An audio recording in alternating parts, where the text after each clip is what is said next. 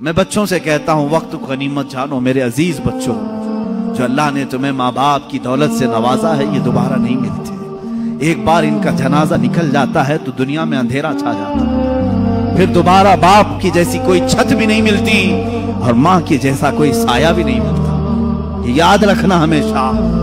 एक नौजवान को मैंने देखा था, वो बड़ा अय्याश तबीयत का था। माँ बेवा है, बहुत पहले ही शौहर का इंतकाल हो गया था। बच्चा सिर्फ 4 साल का था या छोटा सा। जब से वो घरों के काम कर करके अपने बच्चे को पालती थी, जवान हुआ तो औबाशों की सोहबत में लग गया, बदमाशों की सोहबत में आ गया। माँ को अब इससे बड़ा धचका और क्या लगे। एक दिन आई थी मेरे पास रोते हुए, कहा गजब हो गया, जिंदगी ने पहले ही मेरे से शौहर की जुदाई, और मैंने ऐसे अय्याम काटे कि लोगों के जूठे बर्तन धोए, इस उम्मीद पर कि एक बेटा है जवानी में, ये जब पहुंचेगा तो मेरे बुढ़ापे का सहारा होगा। लेकिन मुफ्ती साहब ऐसा हो गया कि मेरा बेटा बदमाशों की सोहबत में चला गया। अब मेरा वो आखिरी सहारा भी खत्म है, मैं किसके पास जाऊं। वो गम के मारे इतना रोई थी। मैं जब भी आज याद करता हूं उस खातून को तो मुझे तन्हाई में रोना आता है। मैं जितनी कोशिश हो सकी, मैं कोई बहुत बड़ा मुअस्सिर आदमी नहीं हूं, एक छोटा तालिब इल्म। सोचा कि उस नौजवान बच्चे को बुलाऊं, उसके साथ मैंने थोड़ा वक्त गुजारा, उसे समझाया तेरी माँ की कदर और कीमत क्या है। वो एक बेवा है, एक बेवा है, वो 4 औरतों के साथ बैठने में शर्म करती है। क्या तू अपनी माँ के साथ वक्त नहीं बिताता? दुनिया में तेरे दोस्त होंगे, तुझे दोस्त छोड़ करके जाए तो तुझे कितनी तकलीफ होती है। तू सोच अपनी माँ को, उसके तो कोई दोस्त नहीं, और उसका बेटा भी उसको रात अकेला छोड़कर जाता है। वो रोया मेरे पास, कहा कि हजरत मैं वादा करता हूं अपनी माँ के लिए मैं काम करूंगा। मैंने समझाया। दूसरे दिन कहा मैं नौकरी के लिए तलाश में चलता हूं। मुझे वो बात आज भी याद है, तकरीबन 6-7 साल हो गए। वो नौजवान है अभी भी, वो सुनता भी होगा। उसने कहा अम्मा से मैं कहता हूं मैं नौकरी करता हूं। माँ उस दिन बड़ी खुश हुई, कहा हजरत आपने मेरे बच्चे को सीधे रास्ते पर लाने में बड़ी मेरी मदद की है। बस जिंदगी की एक ही ख्वाहिश रह गई है कि मैं अपने बेटे की कमाई खा लूं।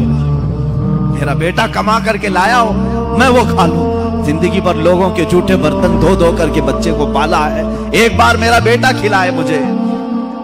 वो इस आस में रही।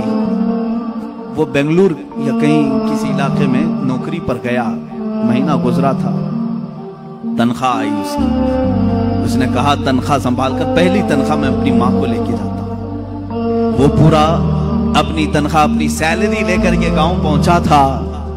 उसे पता ही नहीं था उसके घर के पास भीड़ जमा हुई थी। जब उसने देखा तो लोगों ने कहा कि तेरी माँ का रात में इंतकाल हो चुका। उसने वो पैसों का लिफाफा अपनी माँ के कदमों में रखा। आज तक जब कभी वो मिलता है तो फूट कर रोता है, कहता है मेरी माँ इसी आस में दुनिया से चली गई कि बेटे की एक कमाई खा ली। लेकिन मुझसे ज्यादा बदनसीब कौन है इस दुनिया में जो माँ के कमाए हुए जूठे बर्तन को धोए हुए कमाई तो खा लिया, अपने हाथों का एक लुकमा में अपनी बेवा माँ को खिला नहीं सका। ऐ नौजवानों, क्या इसी का नाम जिंदगी है? क्या इसी का नाम ईमान है? तुम्हारे अखलाक तो वो होने चाहिए कि तुम बाहर जाओ तो तुम्हारे माँ बाप तुम्हारे अखलाक पर फख्र करें। तुम्हारी एक एक कमाई के लिए वो आज भी इंतजार में। एक बात याद रखना, माँ बाप लालची नहीं है तुम्हारे, लेकिन सिर्फ उनकी ख्वाहिश ये होती है कि बेटा अपने पैरों पर खड़ा हो जाए। जब मुर्गी अपने चूजों को खुद खाते हुए देखती है तो खुश हो जाती है। पहले चोंच से दाने तोड़ तोड़ के खिलाती रहती है, लेकिन जब बच्चे खाने के लायक हो जाते हैं तो खुश होती है। क्या तुम्हारे माँ बाप को इतनी भी खुशी नहीं देना चाहते हो? आज इतना भी उन्हें सुकून नहीं देना चाहते? जिन्होंने माँ बाप के साथ बदतमीजियां की हैं, उन्होंने दुनिया में अपनी जहन्नम खरीदी। अल्लाह के नबी सल्लल्लाहु ताला अलैहि वसल्लम से किसी ने पूछा माँ बाप क्या हैं? हुजूर ने फरमाया वो तेरी जन्नत भी है, तेरी दोज़ख भी है। वो तेरी जन्नत भी है, तेरी दोज़ख भी है। जिसने माँ बाप के साथ बुरा सलूक किया उसने दुनिया में दोज़ख खरीद ली है। अल्लाह के नबी सल्लल्लाहु अलैहि वसल्लम ने यहाँ तक फरमाया, मैं तो चाहता हूँ कि जिस घर में वालिदैन का नाफरमान हो उसके घर को आग लगा दूं, दुनिया में आग लगा दूं।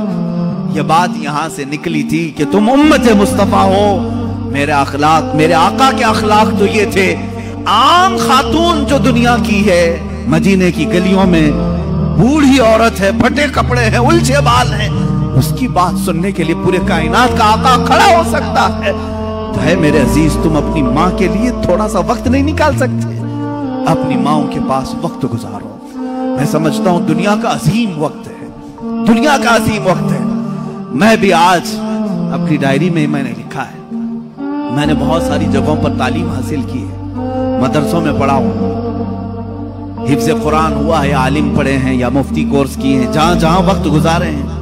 लेकिन मैंने महसूस किया है मेरी जिंदगी का सबसे कीमती वक्त वो है जब मेरे बाप बीमार थे और मैं उनके कदमों में बैठा रहा, उनकी आखिरी नसीहतें सुन रहा हूं। उससे बेहतर वक्त हमारी जिंदगी में नहीं आया।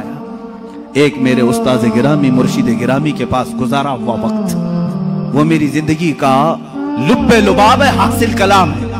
मैं समझता हूं मेरी नजात का कोई जरिया है तो यही तो वक्त है। बाकी तो मैंने भी दुनिया में कोई अच्छा काम नहीं किया। लेकिन मेरे अजीज हो, याद रखो, तुम्हारे पास, तुम्हारे वालिदैन के पास गुजारा हुआ थोड़ा वक्त तो होनी चाहिए।